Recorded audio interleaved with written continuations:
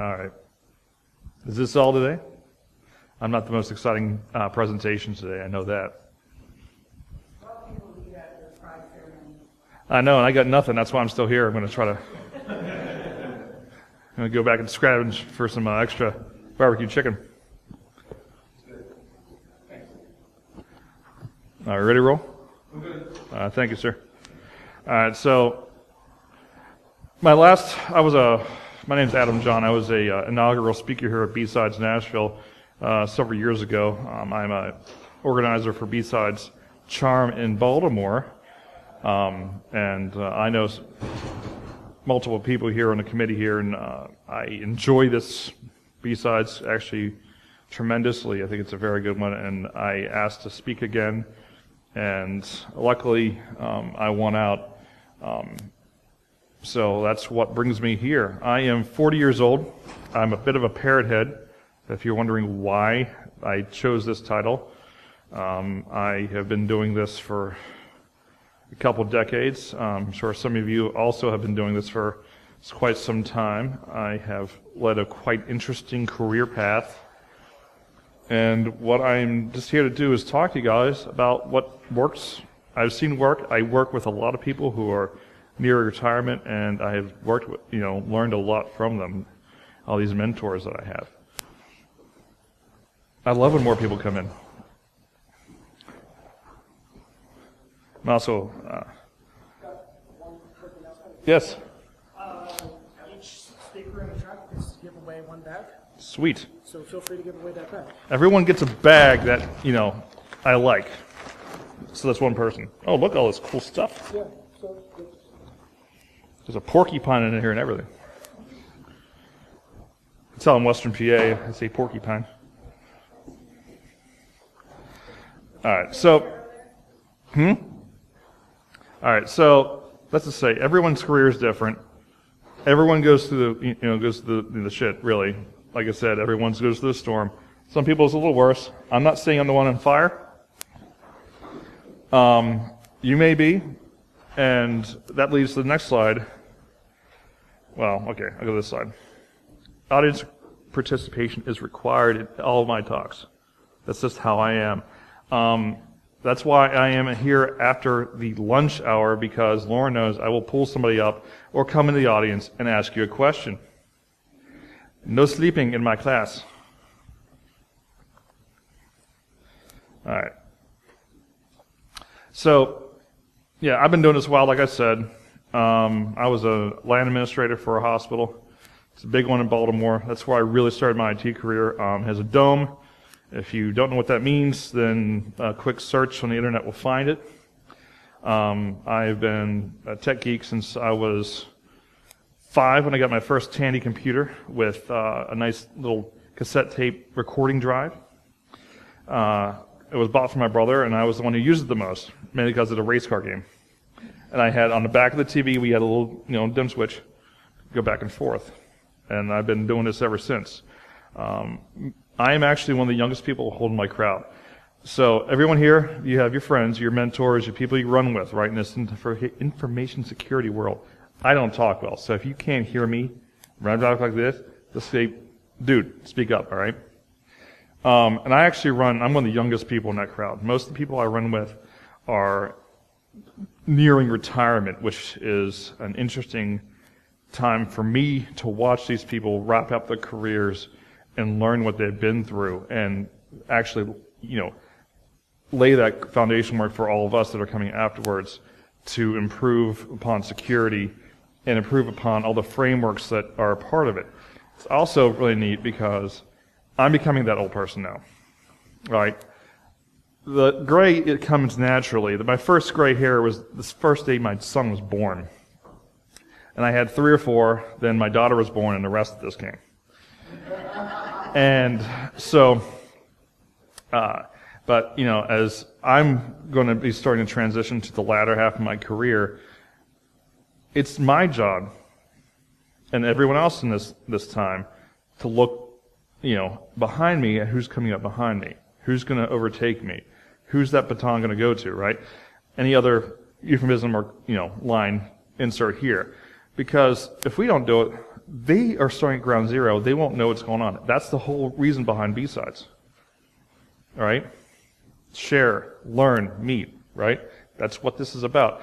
That's why you're here. That's why I'm talking to you, and that's why everyone talk to each other. All right?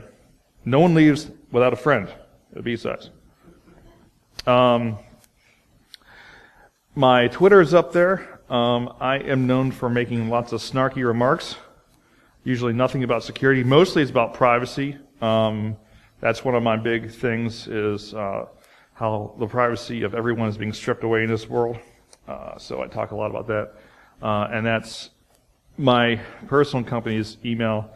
You can shoot me a line. I'm not on Twitter a heck of a lot, but I get an alert when someone, PMs me. Feel free to reach out if you want to. Most of the stuff is taken from Reddit or Twitter, the photos, right? So, this is my agenda, but like I said, this is a crowdsourced talk. So, if you see something, or I say something, or someone else says something, and we go off track, hell with it. If it's interesting, let's do it. All right? Because I can't cram 20 years into an hour, or all of your careers, into an hour. So let's find if there's something you have an issue with, or maybe we can talk about it, or we can talk about it afterwards. Don't feel crazy about it, right? All right. So I started in the 90s. Who was that? With the kitty cat? Kurt Cobain. Smells like Teen Spirit, right?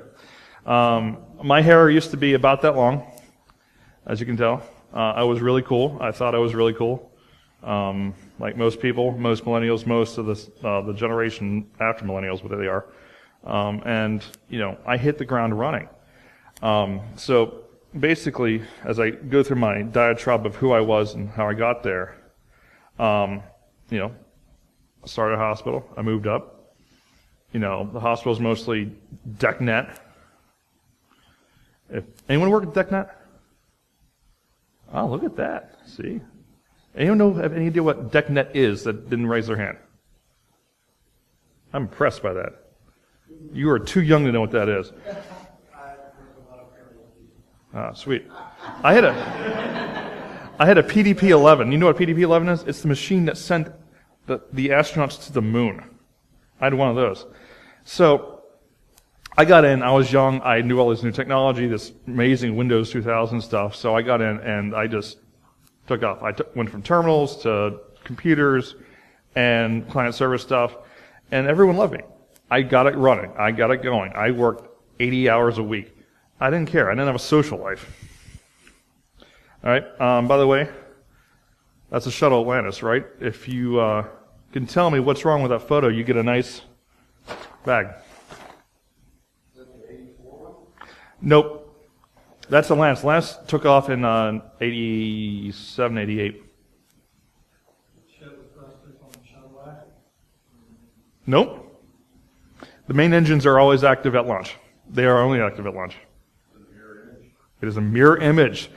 If you look, NASA and the flag are on the wrong wing. See? Come on.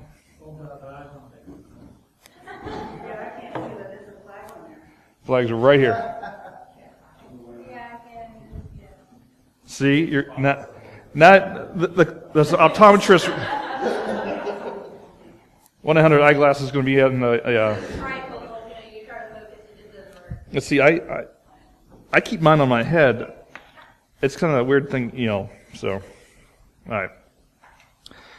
So what did it bring me, right? Everyone's been as part of the career. If you have not had this epiphany of career, you are in for a rude awakening. You think you're awesome. You think you're great. No one can be better than you. Guess what? Something's going to get you. And it's going to be ugly. You will be, like Hemingway likes to say, I just reread Call to Arms for the first time in 20 years. The world breaks everybody. And if it hasn't happened to you yet, it's going to happen. Well, the other line is, who it doesn't break, it kills, right? So let's not be killed by. All right. So Everyone see this movie, Fast Times at Ridgemont High? All right. Dude, that was my skull. All right. I thought I was smart, and then I didn't really realize. I had a huge, massive breakdown. I had, well, not mental, but the domain crashed because I made an Active Directory forest issue change that was not right. I had a domain controller, the drive seized. They heated up. Primary domain controller failed. Oh, I had backups. Well, the backup, the secondary backup was the one you server right on top of the first one. So that overheated. It caused a failure in the secondary. Well, I have a tertiary, another data center. Oh, that's fine. That didn't work because the global catalog couldn't replicate because of the Active Directory issue that I didn't cleanly do. And I actually still remember a dear friend of mine named Chris, when I was doing it, he said, "You probably don't want to do that." It's fine. What's going to happen? And so, in postmortem, I realized what happened. My management was actually very supportive because I was the person who got us back up. After a 23-hour day, but they're like, let's take you back and teach you what you don't know, because the world is not only technology, right? What is security, right? Security is process with technology added and people, right? So, I'm almost 30. I get married to a lovely New Jersey girl. I swore I'd never marry or date someone from Jersey. I married a girl from Jersey. And I'm like, what am I doing? I'm not moving up as fast as I used to. I'm chomping at the bit. I want to do more things and do new things. I have a degree in digital forensics from Johns Hopkins. I really want to get into that, right? So I decided, hey, I got my degree, right? I know all this type of stuff. In 2002, my hospital was like, there's this thing called HIPAA. We don't know it. Figure it out. You're in charge of it. Now, this is the department level. I'm not, that big dome building, there's actually, the CPO and the CISO there are extremely good and were great mentors of mine. But I had to learn it myself as well because I'm the choke point in the department for it. And my department's, 2,500 people. There's a lot of data, and I knew data centers. I knew servers, I knew cabling, I knew how to do all that stuff. I knew how to build them. So I'm like, okay, I'm marketable. Hospitals don't pay that well, so I'm going to go. So yeah, bye-bye. They're remaking this movie, by the way. And, and when I explained it to some of my friends that never read the book, they're like, it's freaky. So I'm happy, right? There are certain things you should not be remade. True. The loss of innocence is yeah, that's, especially when you're a father. Yeah, that's kind of scary. So I'm leaving, all right? I went to a new job. I was doing information security wholesale. I was working with one of the best CISOs in healthcare. Still am. Actually, he left, and we're actually back together again. And so that's where I'm at. So I'm making a lot of money. I'm doing good. Those crazy people that hated me doing anything security policy-wise, gone. I did, whatever. And then the crazy people doing stupid shit all the time, gone, right? Shorter commute, doing fine. Anyone do a FISMA? All right. How many controls do you have to deal with in FISMA? So again, I hate compliance. FISMA High has 587 controls. And they just added, a couple years ago, about 68 privacy controls. And it is for healthcare, in HHS. All right, and I still had to deal with crazy people, right? But, and it happens. And that happened a couple times. I went to a couple different jobs after being very stable in one position, growing up in IT security. The next 10 years I've been, I'm on my third job now. And, I got to a position where, I'm a deputy CISO now. I build stuff. I have a very good boss that I work with. The other members of the team I think very highly of. It's great. But, how good is it really, right? Because you still have the people who don't want to do it. You still have the people who are just do crazy stuff. Yeah, okay? So, you're always going to have that frustration. But that's where I'm at right now,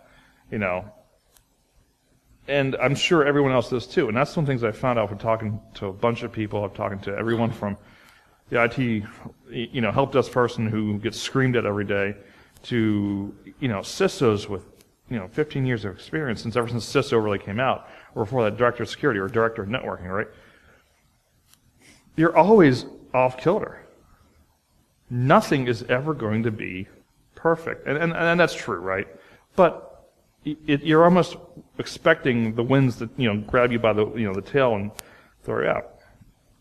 All right, so everyone's looking at me like, why the hell did I do this? Well, I'm narcissistic, so obviously I need to tell you about my life and how awesome I am. But really, it's more to let you guys know, like, we're all very similar in our tracks, right? How many people, I said that, how many people, realize that's kind of what I've been through, right? I've laughed, I got more money, or hopefully got more money, but I'm still dealing with the barbarians at the gate. And so it's just more to be related to, right? I'm a dog person.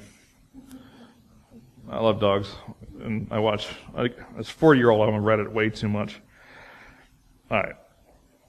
So, various things have worked for me. How many people have a college degree here? All right, good. How many people have done other training than college? Yes. Like a SANS course, something like that, or even a boot camp. All right. So, all you on the internet, all right, sitting there, you people in, in your basements, looking at this, wondering who the hell this guy is. As someone who's now in a position of hiring, everyone who's out there and who's not at least trying to better themselves through some sort of education doesn't work. And a lot of times, I don't care what your position, I don't care what your degree's in. I mean, I've hired people with English degrees. Now that's for an IT job. But, the whole critical thinking thing is actually a great idea. Does it have to be degrees? No. It really hasn't. It's just, you have to show that you have the initiative to do something. And if you stop right after your college is done, screw this. The only thing I care to keep on from college is binge drinking and eating pizza on the weekends at 10 a.m. in the morning in my bed. I can't hire that person. Because they're not trying. They're not trying to learn. They're not trying to expand who they are. You don't really know who you are until, let's say the average man really figures out and grows up about the age of 37. That's absolutely wrong. At least for me. Hopefully before I die, I'll figure that out. But the issue is, if you don't keep trying this stuff, you're just going to become worthless to the environment. You're going to be stagnant. You're going to be that person that keeps on saying, use Fortran. All right? And there's a lot of those people out there. All right? This is the part that kills me right now. So, I started college in 1994. I majored in beer and girls. Okay, beer, and I had hallucinations that I knew and met girls, okay? Because I was still a geek then. I eventually graduated Johns Hopkins. That is a college career path I do not recommend for anybody. Usually, if you go to a state school, you're going to end up at best a tech school. And I actually went to tech school in between. But the cost is insane. All my friends are starting to retire. Their kids are now leaving.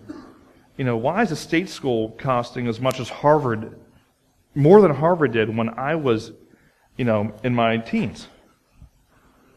That's not a question to be answered, but When you like Tennessee Tech, I'm going to the fall, between room and board and tuition, close to $17,000 a year. Mm-hmm. University of Pittsburgh was just about $6,000. Room and board. That's the most expensive public school in the country. That was 94.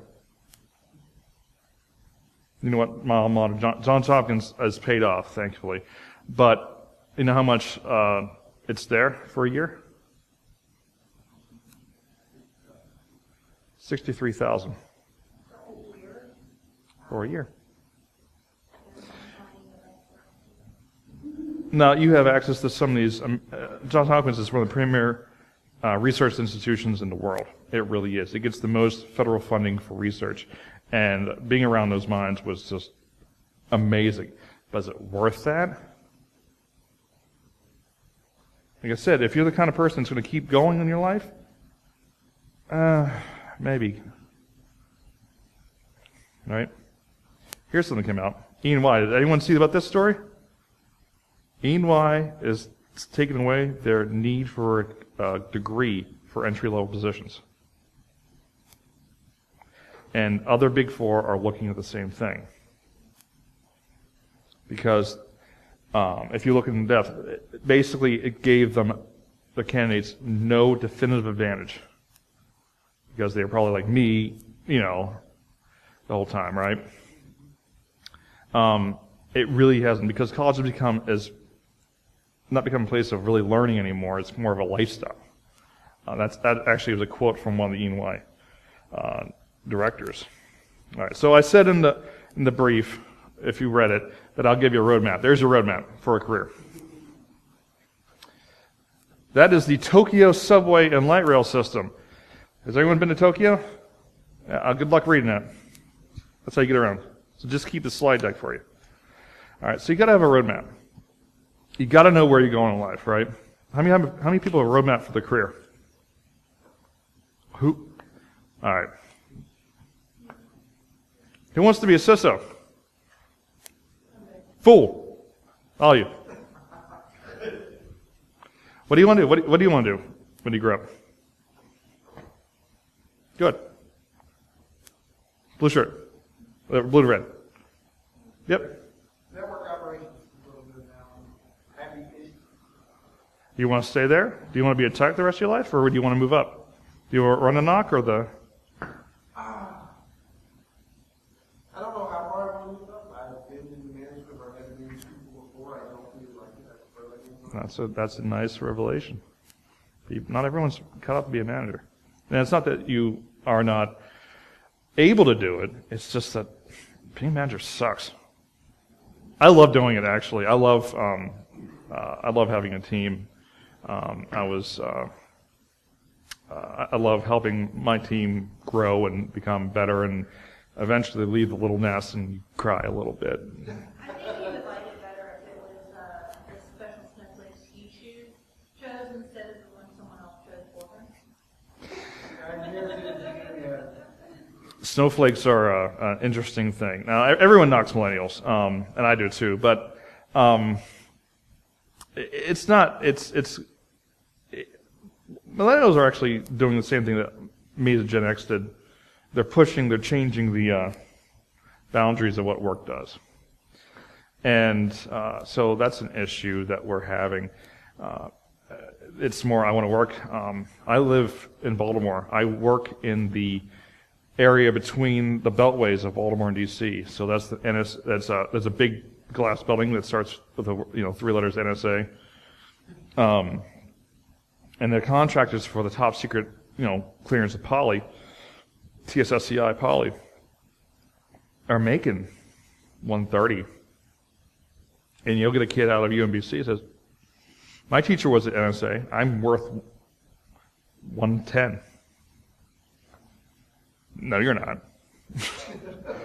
And the look on their face when you tell them that is almost heartbreaking.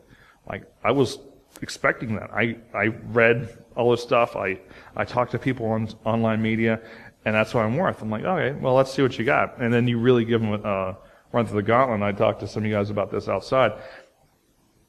They don't got it. They got some stuff, and they have some new ways of looking at things, which is one nice thing that I think millennials really bring. They bring a different point of view.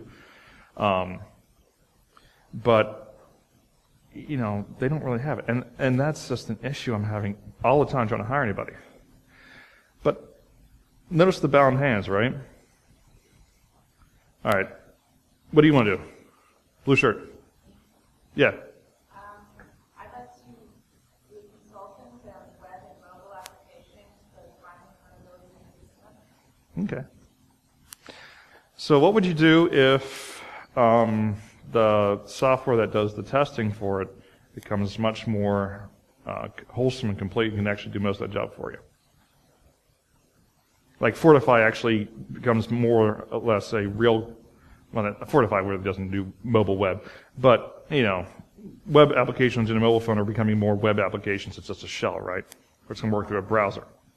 It's pretty more, actually on the server side. So you can't keep yourself bound to that, right? This is something I learned. All right, like NOC. We're going to software-defined networking, self-healing networks. Cisco and some of the other vendors have some really crazy stuff in the pipeline. Now, granted, it's going to take 20 years to put out, but eventually a lot of jobs are going to be automated, including our jobs. So you have to think about that next level. Where am I really going to go? Am I going to be paying to it, right? I'm behind. Doesn't matter. All right, I already talked interaction time. It's one of my favorite things. I have a cat that likes to listen to me. Again, that is a Reddit photo. She listens to me and then yells at me because I haven't fed her in 15 minutes. All right, skills. What skills do you guys have? What do you think matters most in a job? In this field? Communication?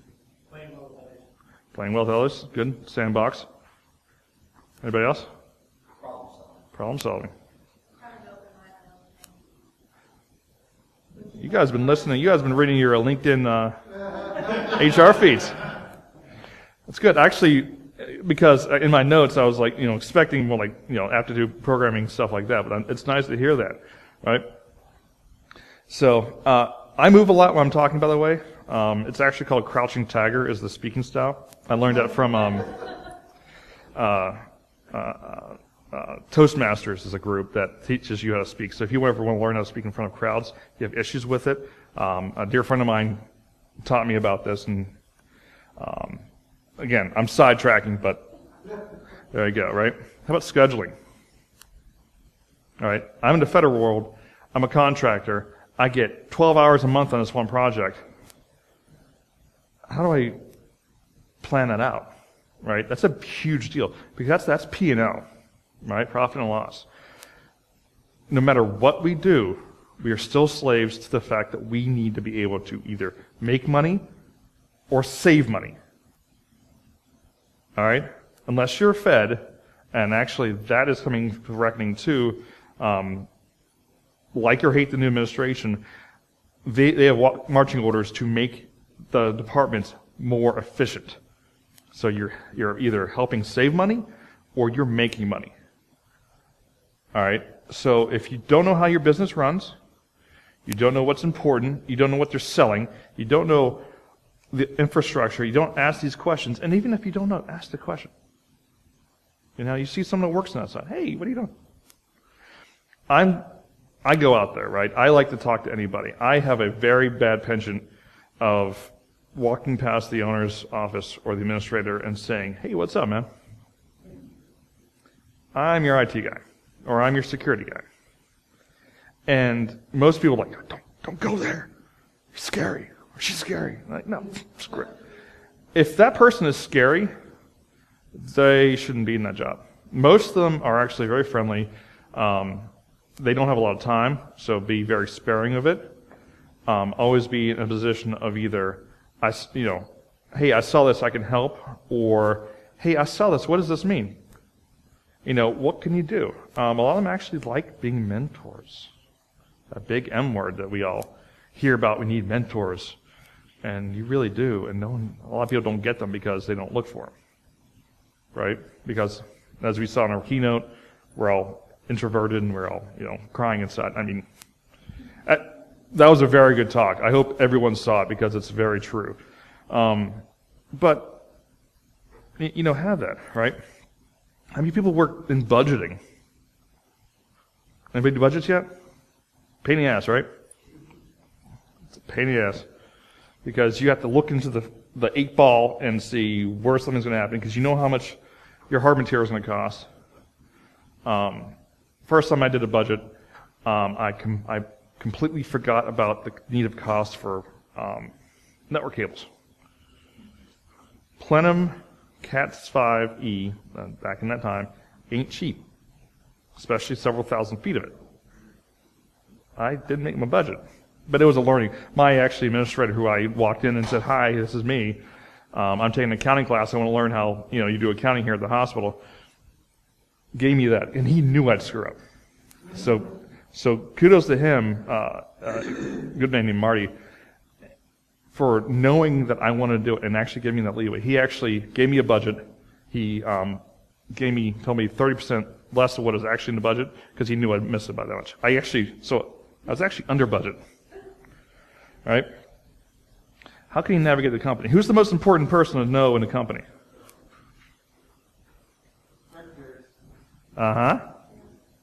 Secretaries. Who else? Who's the next people to know? Janitors. That's on the list, but the second most people for me are accounting. So when I was at the hospital, I spec'd out a server for you, Quad Xeon, Pentium 4 Quad Xeon, right, when I was a kid. I had an entire terabyte shelf we were buying.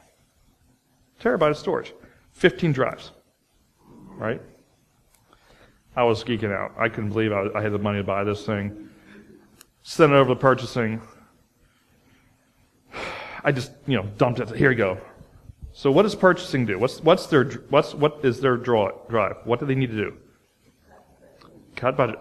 Buy it for the least amount of money they can. So we were a Dell shop at the time for Dell servers, which at the time was kind of painful, but they got better. Don't sue me. And I got this white box PC class system with 2 spare drives that were, I think, each 512 meg.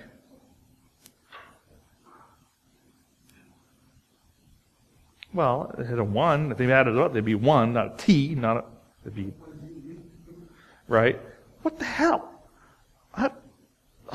I was at the hospital, so I walked across 6 buildings, 3 blocks, going through all the, I stormed through the PICU, these poor nurses that are taking care of these kids, I'm, going through because I knew it was a shortcut, looking angry as all out. And I got there, what the hell? Well, you didn't tell me I couldn't sole source it. So he sent it to another person, another company that does it for cheaper. So yeah, we got you. Yeah, they got us. So know those people, right? If you could do your expense report right, if you are not that person that needs it, you will be loved. Be loved, all right? All right, so excited. Experience matters, right? Not always. Like I said, the Fortran people, many firms come back. No, they're not. All right, so you can have a ton of experience in your resume, but don't bring that experience into a meeting. Don't bring experience into what you're doing unless it matters. Don't talk to me about COBOL programming if I'm having a firewall rule discussion. You're wasting my time and everyone else's time. All right? All right. Who wants to come up here?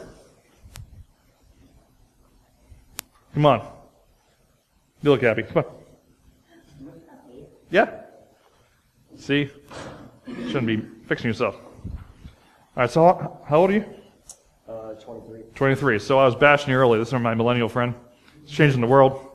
All right, so are you in college? Are you have a job now, or where are you at? Yeah, I'm still in college. Still in college? Yep. All right, so let's do this little impersonation, right? You're applying for a job. You just got out of college. And it's for a junior analyst, SOC analyst. Is that what you're studying for? Yes, say it is. All right, so awesome. All right, so but you say, I'm going to interview you. I'm HR, because HR just pushes people through. Come over this way. I don't want the internet to see my face. See, look at that. See, look. Wait, smile for everybody. This way? Smile for everybody. All right, now Google knows you're in the machine. All right, so I see you apply for this job. Do you have 10 years of experience? No, No, why not? because I've been in school. Well, that's not an excuse. Well, why don't you have that information? How would you overcome not having 10 years of experience in COBOL or C++? Studying it would be probably the only way. How would you study it? Through school or through online, just like anything you can find pretty much, and practice. That's pretty cool. I need to write that down. So have you ever had that issue before? Anyone ever see that issue before in job interviews or job? I lost out to a position once. Yeah, obviously, thank you. I lost out to a position once where it was 2011, and the person, and of course, the one thing, if you do not get hired for a job, send them a note, even if they don't respond. Thank you for your time. Yeah, but please, I know you didn't. I was not the choice. What did I not have? Because that answer might surprise you. It may be. It's almost always never been something about my position, my abilities. It's usually about like something with a business or if someone knows this one thing a little bit better. That has nothing to do with security. In 2011, the person who beat me out had 15 years of HIPAA. Now, how many people know HIPAA? What happened 15 years before 2011? HIPAA was passed by Congress. So unless this dude wrote the damn law, right? Lied on his resume. That's another thing we'll come back later, right?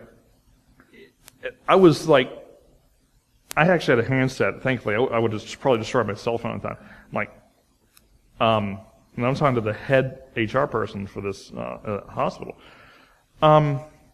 So did you guys review his resume? Oh yeah. I'm like, so he wrote the actual HIPAA law? No? I'm like, well, because if he has 15 years of experience, then he wrote the law. And then she's like, and I literally heard her go, oh. Didn't check his resume. And if for all of you like me who are hiring, if you see something that looks fishy, just ask him on it. I'm a CISP. Well, okay, CISP is a math, is an English test. What's your number? I'll get that to you. Okay. You'll never hear from him again. Something I would do at the end of my interview, and I do this, even if it's a job that I know I'm not qualified for, I go for the interview anyway. Yeah. Is, That's a good thing. after everything is said and done, what could I have changed or answered better for you? Yes, and that's actually a very good thing. And they'll give you good feedback, so you know what to change them the next time.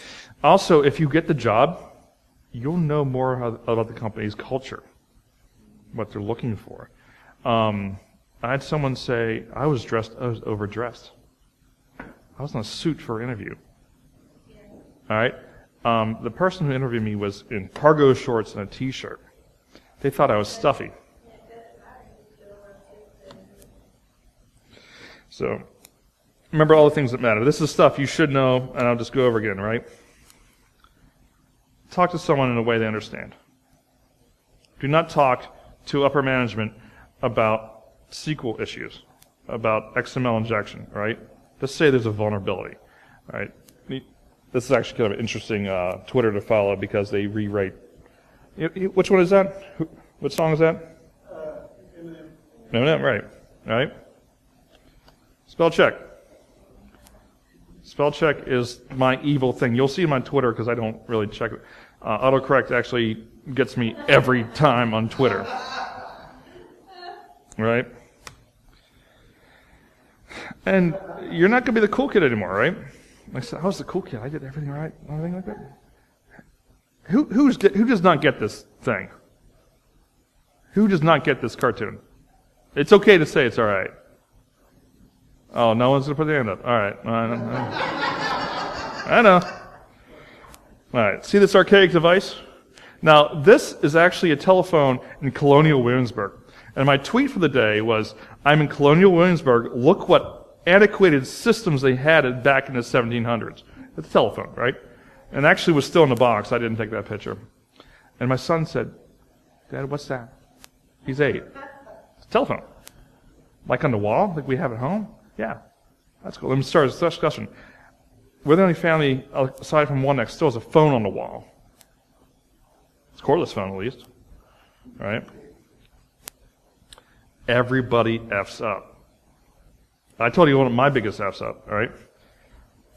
United, right? All right, so the Pepsi commercial, I didn't see it. I'm glad I didn't see it.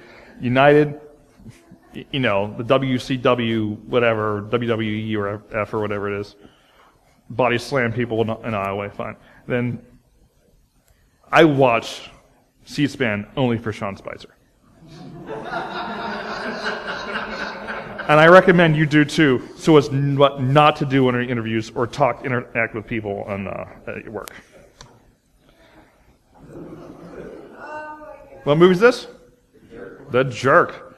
A great movie. For you people who haven't seen this movie, it's a great movie. Someone hates these cans, all right? Just don't be a jerk, all right? Remember that. Just because you know something doesn't mean they should know it. All right? There's a very important thing, a line that I don't remember what it's attributed to, is if I explain something to you, and you don't get it the second time around, that's my problem. That's not their problem. If they need to know it and I can't explain it to them, that's my fault. I'm hired to do that. I have to talk to people above me and talk to people below me. All right? Right now, that's people who are tech, or regulations, compliance, people above me, managers, management, C-level. They don't give a damn about MS 1511 and why that's such a hard thing to roll out. No one knows what that one is? UNCPATH. Yes, very good. They don't care. They just want to know, at the end of the day, am I all right? And so you need to get to know them and know they're not jerks. Most people who you think are jerks, actually most people you see at the end of the day who are the most hardline managers that you hate, if you follow them home, and I don't recommend doing this, but if you, I've worked with a couple, and I come over to my house, I'm like, you hate me. Are you going to kill me? But you have influence, so I'm going to do it. And I get, the dude's in like a Hawaiian shirt and shorts, and his kids are out in the lawn. It's like a perfect frolicking, everyone's having fun, and he is Mr. Happy and party, and I'm like, where the hell did this guy come from? Why can't you be this way at work? It's because it was a learning experience, right? I can't be a nice guy. And he's a very nice man. I can't be a nice guy at work because they walk all over me. He learned that. And his job is to get things. This is a hospital guy. He worked in emergency management. So you have to get people moving. And so if it's like, hey guys, there's trauma coming in, let's all go help this person. No. Room 3, stat, now. So you just got to learn that thing, right? All right. Nothing worse. Who do you know? What's the most important part of this conference? I said it earlier. Networking. Leave with a friend, right? That's pretty cool. Actually, I think this is the trestle near where I grew up at that was burning. Don't burn a bridge if you can. I know sometimes you just want to watch it burn. You're like, yeah, going down, right? I'm gonna call somebody. Yeah, I'm gonna printer you. It will almost always bite you. A dear friend of mine had a very large consulting practice. New person came in above him, killed it. Absolutely killed it. And he was successful, he was very profitable, but this guy didn't know that he was just a jerk. So he had a great team, it got disbanded, and karma bit the guy in the butt. He went to jail for, I think, securities fraud. So eventually it's going to, do it. But you can't burn that bridge. I've seen it so many times. So, what happens when you leave a company, right? Does all your information go away? This is not the EU. All right? They can't forget you, right? Because you have all this stuff. So what's the first checkbox that any manager has when you leave a company, when you terminate from a company?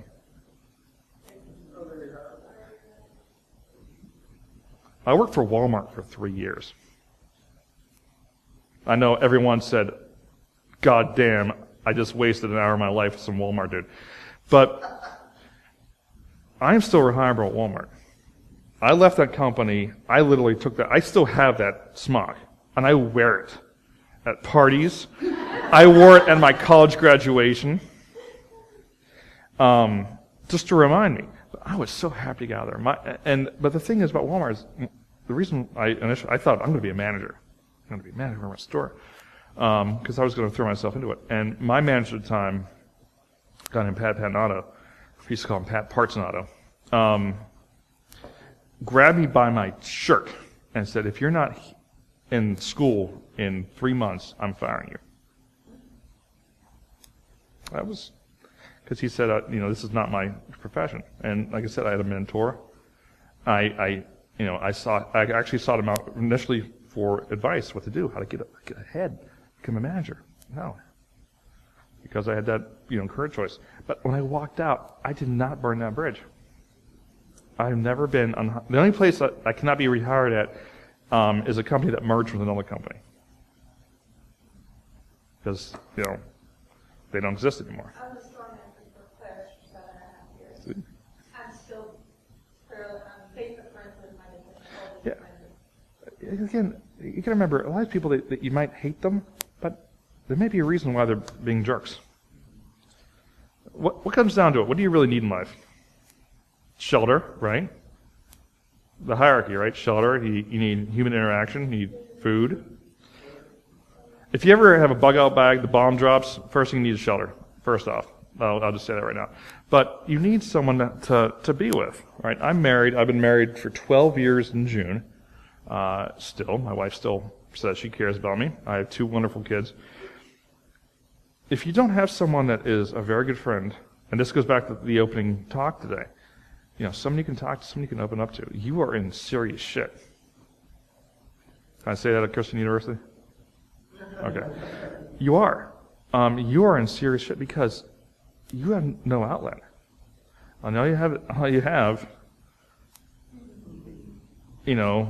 like Amanda said, is drinking. Or another person, Amanda, it was a great talk. I really liked hearing that. It was a very important talk. I would say probably 60 to 70% of the people I know in this field are alcoholics.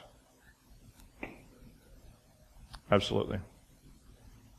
All right. And if you don't think that's true, then you need to seriously take a look at everything around you. Or they're on something else. Violet Blue is someone I follow. I met her out in BSides San Francisco. It's hard to miss her because of her hair color. Also, great speaker. She talks a lot about this, about the underbelly of the cyber world. I hate that word cyber. But it's the sales pitch, right?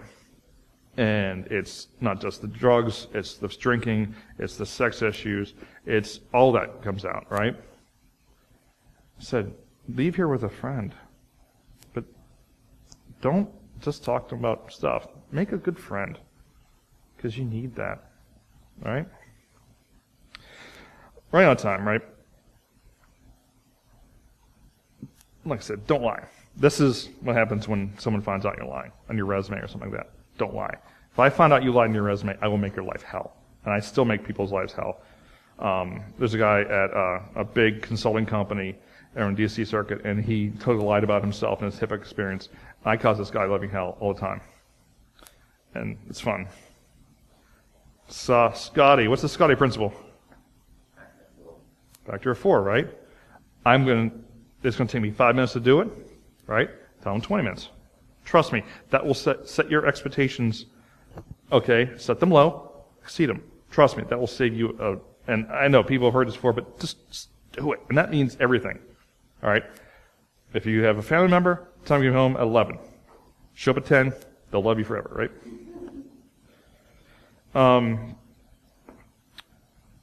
Don't think everyone's stupid. This comes back to what I said before. Just because someone doesn't know what you do, they don't do what you do. All right? I cannot do accounting. I've taken graduate level classes in accounting. I know some stuff, and I do the PERT and all that stuff and on the spreadsheets and all that stuff. I don't know that stuff. they think I'm an idiot for not doing this stuff right. All right? So don't think that you are end all be all. All right? All right. The last thing is, see this look? Everyone see this look from someone you report to? How many was that? 5? Or all right. How many people have talked to their superiors and they're like this? All right. So that comes back. Yeah, that comes to the point where you talk to someone, you need to make sure that they understand that. Right? You need to understand what motivates them, what drives them, all that stuff. And I've seen it before, and some of those experienced people, and I know I'm like doing the Italian thing, and I'm not even Italian, they go up to the board, and they have a 20 slide PowerPoint presentation. How much time do you think the board has for you, if you ever go to the board? That's good. If you have 5 minutes, that's usually actually not good. It's usually because they want to ask a bunch of questions from a bunch of, because they've read something or another competitor was just popped, and they want to make sure that we're not next. You usually get 2 slides at max to beg for money and to tell them that the money they gave you last year is good. All right, see that? 0 to 100. Every senior manager I've ever dealt with, that's all they care about. All right? They don't care about charts. They don't care about trending. They don't care about anything. Where am I at?